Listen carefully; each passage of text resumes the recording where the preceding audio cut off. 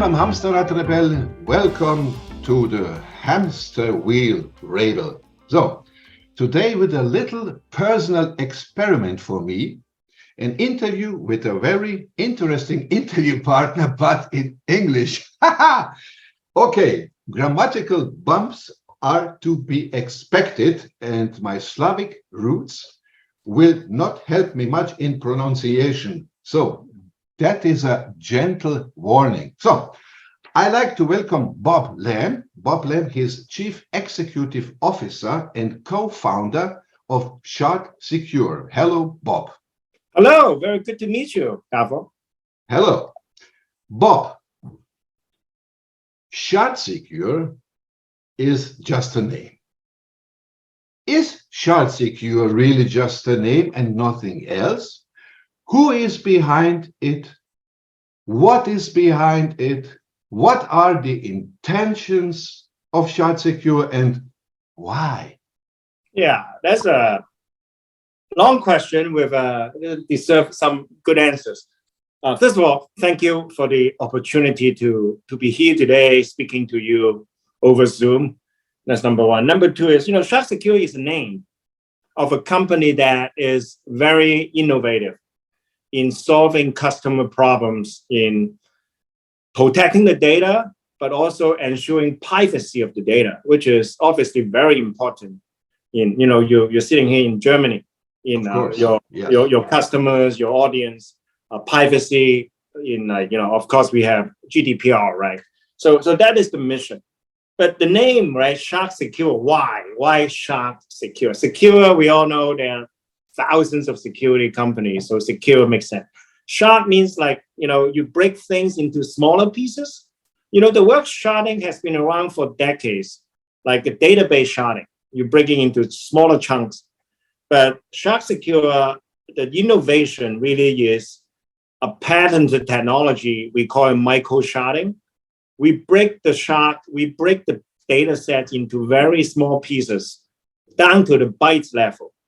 So if the data is only 3 or 4 bytes, right, is so small, even if the cyber criminals, the hackers get hold of it, it's useless to them. So that's why we start a company to make sure the data is no longer sensitive, remains private and secure. Only the owners of the data can see the data and have visibility into the data. And that's why we started a company around 5 years ago. And why did we start it? It's very simple. Mm-hmm. We started seeing the trend of customers moving the data to the cloud. When people say the cloud, it can mean so many things, right? If you use Microsoft M365, you think you're in the cloud. Well, it's not that simple, right? I'm talking about Amazon, AWS, Amazon Web Services. Not only you use the EC2, but you actually store the data in Amazon, AWS S3. How about Microsoft? Microsoft Azure Blob, Google Cloud Platform has their own storage, right? And so on and so on. And obviously in Germany, you have a number of, cloud providers as well that you can store data with, right? So when you do that, we're talking about, for very large companies, petabytes of data, very large data depositories. If it gets compromised, that's a major, major problem for the organizations. Mm-hmm. So what if you can make the data no longer sensitive? No one can see it. Quite frankly, not even the cloud providers can see your data.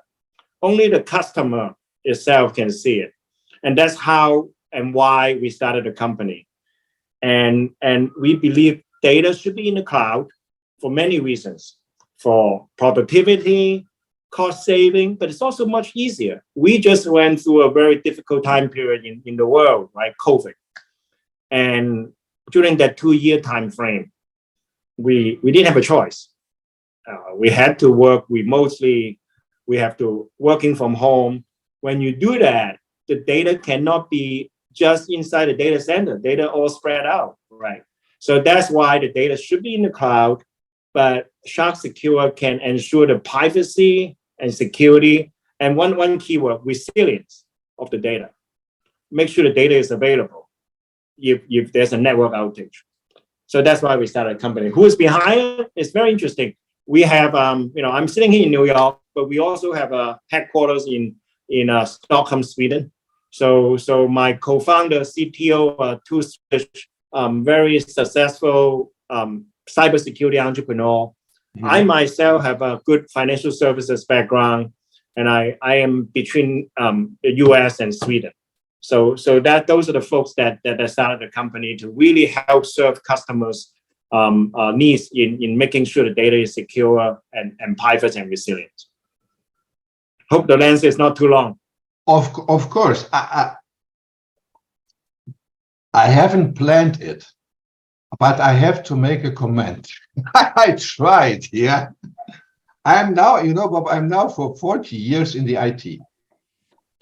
The first time as I heard from Pascal about microsharding and what microsharding is, I said, Pascal is one of your sales manager in Germany, Munich, and I told him, this is the best, the most intelligent and the most simple thing that I ever heard.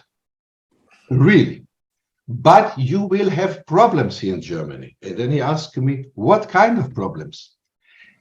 I will tell you, I said to him, because everybody expects when a solution is great, and your solution is really great, then all behind a solution must be very difficult to explain. Everything have to be full with problems and I don't know what.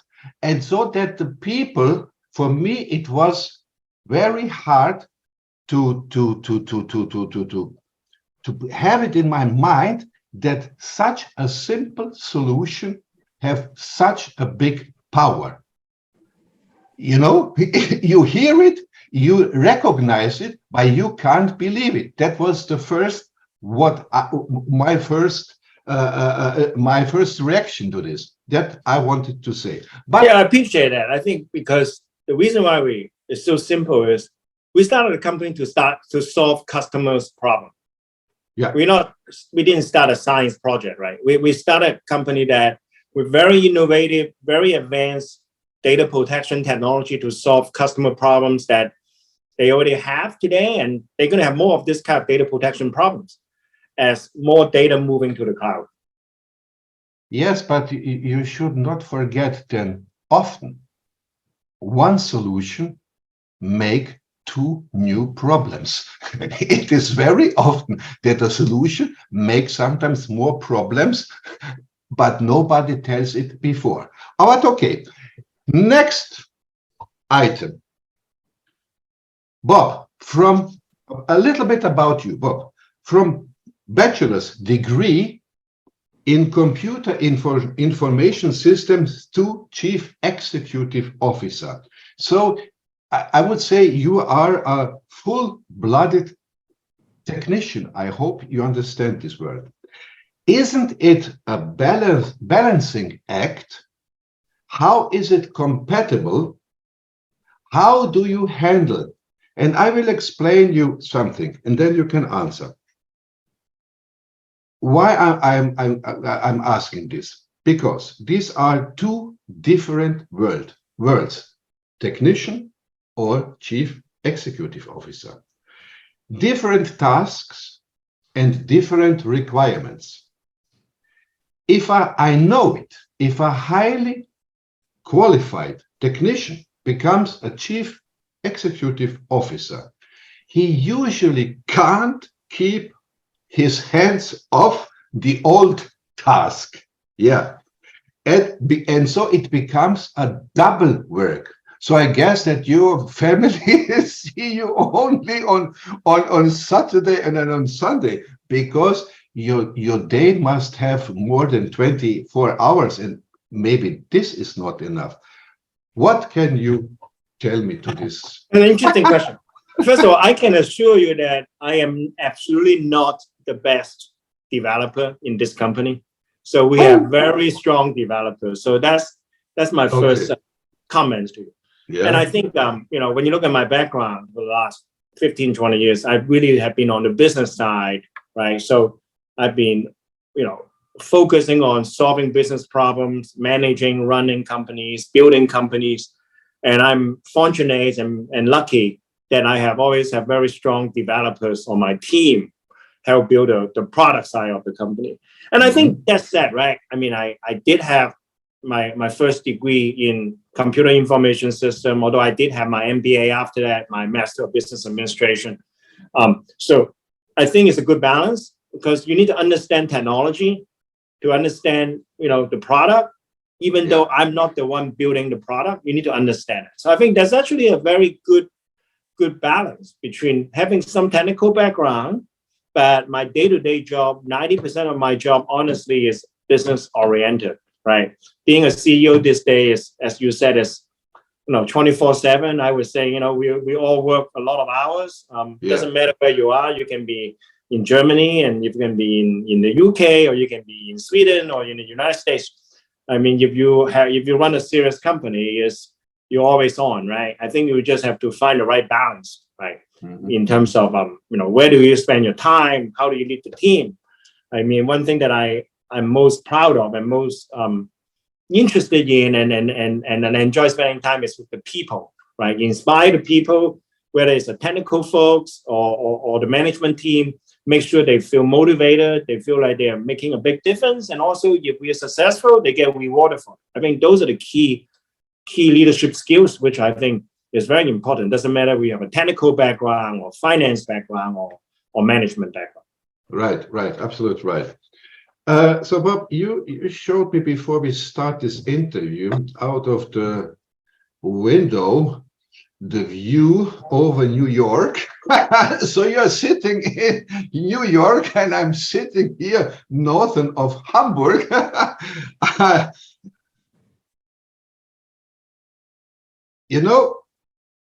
Customers are not the same around the world. Not even you have an East Coast, you have a West Coast, and also two different planets sometimes, yeah. Customers have also very different needs.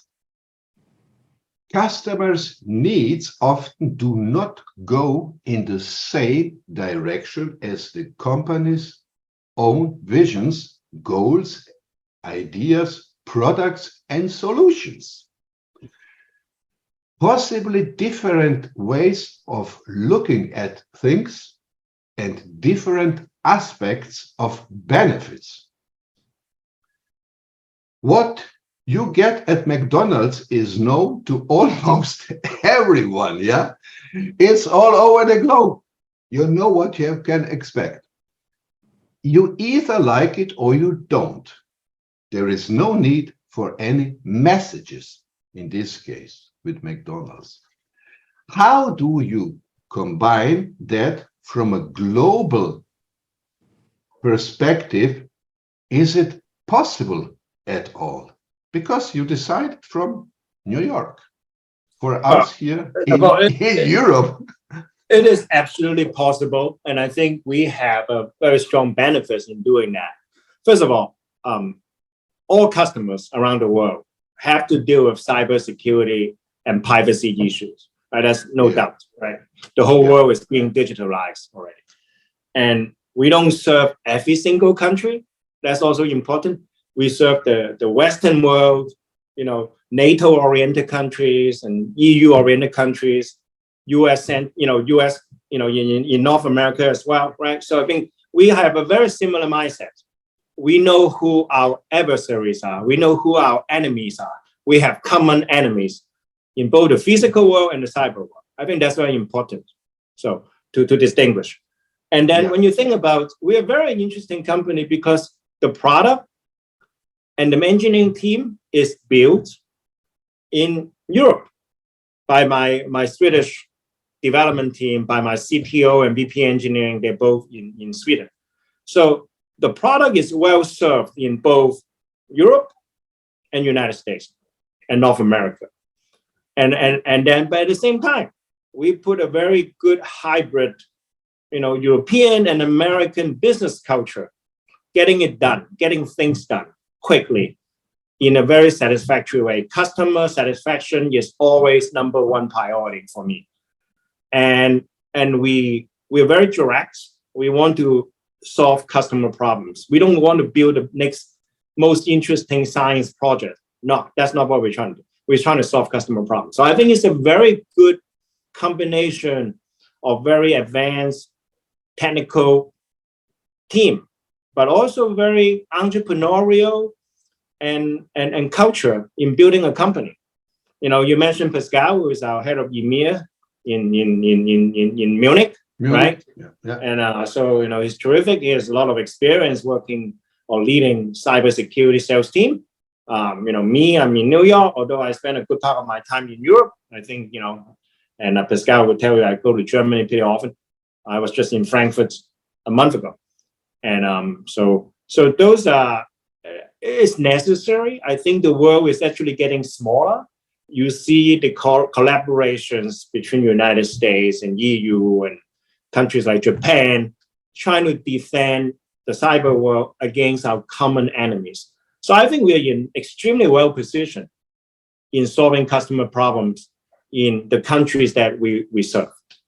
Yeah, but Bob, that is also one of the biggest reasons why I have wanted to have an interview with a founder or with the CEO of a company. You're always talking here with your people, always salespeople, technician or salespeople. Yeah, and they want to sell us something. In Germany, Switzerland, or in Austria. Yeah, and but the people never see the founder of a company. And I think the most important thing to make a decision is often something that the most people don't think about it. That are emotional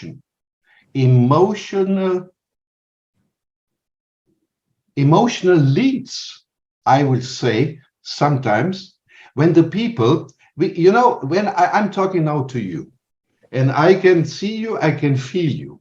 And my opinion is, or my feeling is, oh, look, Bob is one of us. Yeah, and this makes a bridge in my head. Absolutely. From New York now to Hamburg, and maybe to Sweden, and maybe to Austria. And this is very important, because if the people see that on the top of a company that want to sell us something here in Europe, these Americans, yeah? Look, I think it's more than selling. We're really passionate. I mean, the work is about passion. We're really passionate in solving customer problems. Whether you're in Germany, UK, Sweden, or the United States or Canada. So I think we really focus is about solving customer problems, and we see how dangerous, quite frankly, the cyber world is, right? I mean, the industry has grown from 20 years ago when I first started in the cybersecurity industry was maybe $20 billion market. Now it's $200 billion market. Yeah, but the problem is actually getting bigger, right? So we really believe that my company, ShardSecure, has the solution to solve the data security and privacy problem. And selling will take care of itself, right? As long as we solve the customer problem. What do we do? What is cybersecurity? It's about trust. It's about selling trust. We're about convincing someone like yourself, opinion leader, right? You have your own platform, and customers about, hey, you're dealing with Bob. Bob is the founder and the CEO. And I travel around the world. I mean, as I mentioned to you, I was just in Germany. I'm in Sweden very often. I like to see the customers. I like to spend time with them. I like to have dinner with them, have a drink with them if they would like. So, those are very important. We're selling, we're presenting ourselves as a trustworthy organization that can help solve their problems. So I think it's about, and of course the software has to be good, and our software is very good. Okay, so now we can say as the last point of this item, we build the emotional bridge between ShardSecure America and Europe. Now. Yeah, well, I just want to clarify one thing. ShardSecure is really a hybrid, European, a US company. We have around the same number of people in Europe as we have in the United States. Okay.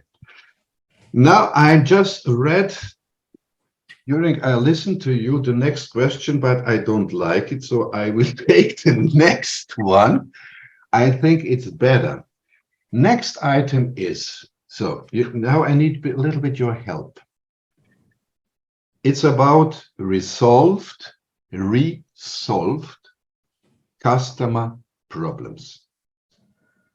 We won't be able to address all of them because then it will take several hours, but at least a few, yeah.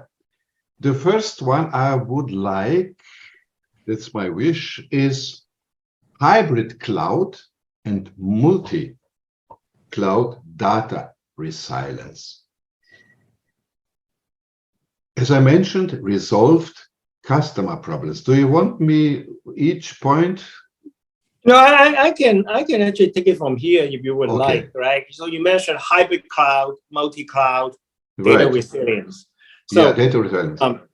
Let's define what it means. First of all, hybrid cloud means you have partially your infrastructure, your applications and data on premises inside the data center. Right. Plus, you have some of those in the cloud, right? That's why hybrid, on-prem and in the cloud, right? Multi-cloud is you use more than one cloud providers, right? I mean, I think, for example, Nextcloud is a German cloud provider, right? So you can have a mix of Nextcloud and AWS, Amazon Web Services. Or you can have Nextcloud, AWS, and Microsoft Azure, right? We see the bigger the customers are, if you're the largest bank or the top bank in Germany, then you're going to have more than one cloud providers. And more than likely, you're going to have a lot of your workloads and data on premises. So that's hybrid multi-cloud. But the challenge is, hey, what if part of the network goes down? What if the data becomes not available? What do you do? Right. And that is the problem that we hear over and over again in Europe, but very much in the United States as well. Yeah. To make sure the data is available and resilient. I mean, a lot of cybersecurity today, you hear a lot about cyber resilience, right? So making sure the data and the infrastructure is resilient, what it means is it's strong enough to really have some kind of self-healing capability to go back to the normal state when it is attacked or when it becomes not available. When, let's say, one of the outage, you hear that in the news every few months, AWS outage, you can get your data back from another location.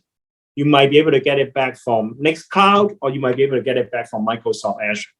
So that's what I mean. And this is what I think is a tremendous opportunity for ShardSecure, because we can actually support all the cloud providers that I just mentioned with one single API, with one single interface, that you cannot do that with any other solutions out there. Mm-hmm. Let's say if you're 100% in Nextcloud, you might not need us because they have their own built-in resilience. If you're 100% in AWS, they have their own resilience. But if you start thinking about multi-cloud, we have a pretty unique solution to help ensure multi-cloud data resilience.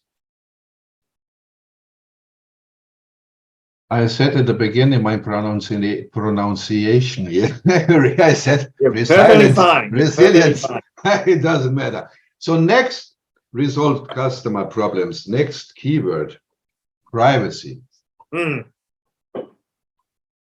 Big problem, especially with your audience, in Europe. Right. Especially the Germans. PII, right? Personal identifiable information, right? I mean, there's a big problem. And, a lot of privacy solutions, you hear a lot is about compliance. how can we be compliant with different countries, DPOs, right? But our solution is also about compliance, but we actually go one step further. As I mentioned earlier, the technology called micro-sharding that you mentioned earlier as well is we make the data into, we break it, we shard it into very small pieces. And when it's so small, there's no more confidentiality. There's no more sensitivity of the data. And it's no longer private. So we actually go one step further, making data no longer private. And if you're a customer, a major bank in Germany, then you work with us and you shard the data. Yeah. No one other than the bank, the customer, can see the data because no one has the software to reassemble those little pieces back together into the complete data set. And two key points I want to make it. One is ShardSecure cannot see the data either because we are software. We don't control the keys. The customer controls the secret sauce. We don't. We're not a service. Very important point. Very important. Very and important. by design, by the way, by design. Yeah. So we're not a hosted service, just to be clear. We are software that customer has complete control. The second thing is, you say, well, does it add a lot of latency? When you break the data into small pieces and put it back together, is it going to be waiting for minutes? I say, no, not even seconds. We're talking about milliseconds of latency, which is very, very fast. By all accounts, especially for data for applications in the cloud. And how do we do that? We can go a little bit deeper, maybe in a future conversation. We have basically do massive parallel I/O. When you do sharding, you can actually improve the speed of the transmission of the data. And that's how we also do some compression as well, by the way. Then we can make the data extremely fast. So we don't really add new latency to the data.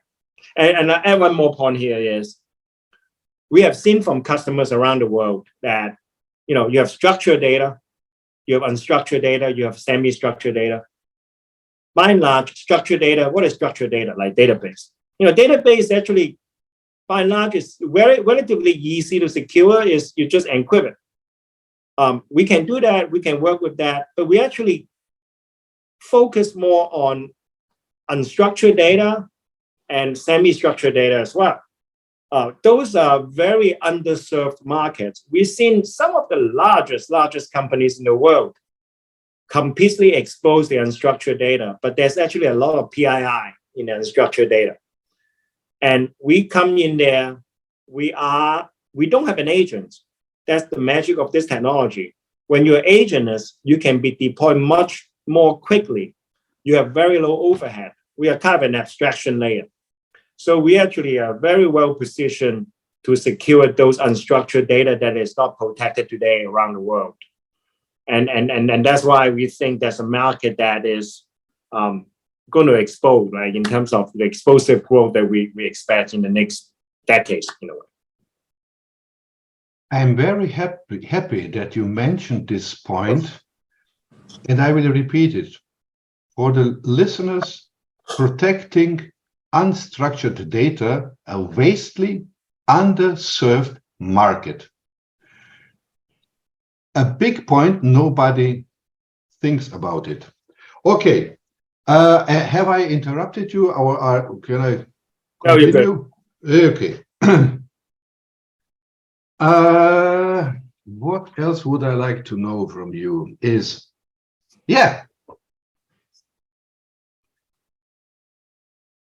how do you say it? In German, we say KI, künstliche Intelligenz, and this AI or IA? How's about, Bob? Sorry, but how's about AI or you know what I mean? Data protection. It's interesting this day. You cannot finish a conversation in America or in the UK. Yeah. And the UK is also very big in AI, right?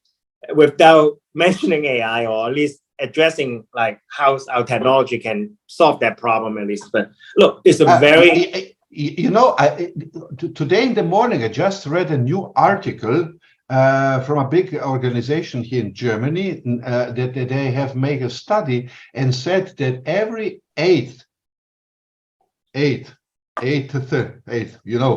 company in Germany is using AI. So it's becoming more and more important. Sorry for interrupting. That's very good to hear. Yeah. I think it is, the impact of AI, right? I mean, you look at all the forecasts, all the analyst forecasts. Yeah. It's going to be tens of trillions of dollars or euro, in addition to the adding to the economy and the productivity. But let's be honest, it's really forward-looking. We're all trying to figure out what's going to happen, what's the impact on AI, what is the impact AI is going to have on us, right? Yeah. I can tell you a couple of things. One is my development team is looking at how we can add, the artificial intelligence in making our product better. That's number one. But hey, one of the things is you hear a lot about generative AI, right? Like GPT-4 and all this large language models. You always have to train those models. Like there are a lot of training data. You mentioned the large companies in Germany, they have to provide the corporate data to train the large model, to train the models.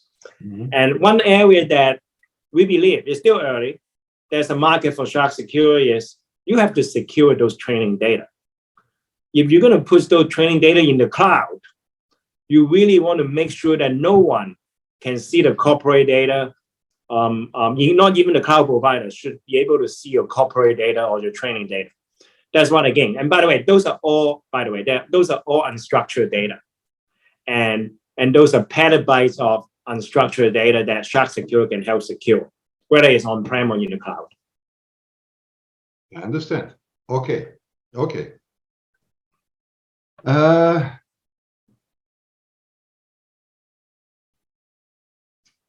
Now the last and the hardest question. Save the best for last. Yeah. Bob, what you do when you don't work? What are your hobbies? What you like the most? Everybody needs something to have his head clear and balanced. Of course. Well, you don't sleep every day in your office.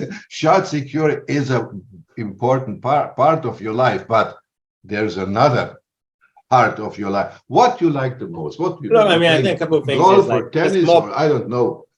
Personal question, right? Like I think we all have to handle work-life balance very well. We call it work-life balance in the US. And I think if you are passionate about what you do, it's hard to distinguish between the two, right? So that's one.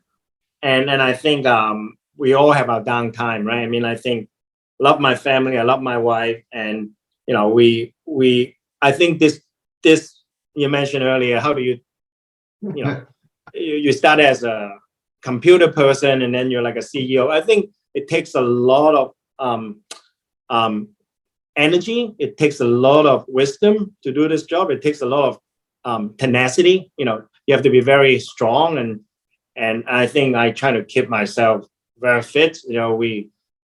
Quite frankly, I exercise every day. And if you look at my LinkedIn, me and my co-founders have been doing half marathons. We do every year. We just finished one a few weeks ago. So I mean, those really keep us energetic and trying to be the best at our job and solving customer problems. Okay, thank you. That was a very diplomatic answer, but I like it. I like it. Well, it's okay, Bob. Unfortunately, I'm pretty boring. I try to do the best of what I do and try to be extremely healthy. The next time, we will continue on this point. But okay, thank you very much for your time. It was really a great pleasure for me to have a conversation with you. I hope we will have maybe next one, end of the year, next year. It depends on you. Absolutely. Yes. I'm looking forward to it. This is fun. It was fun. And what else? Thank you very much. Until the next time. Thank you.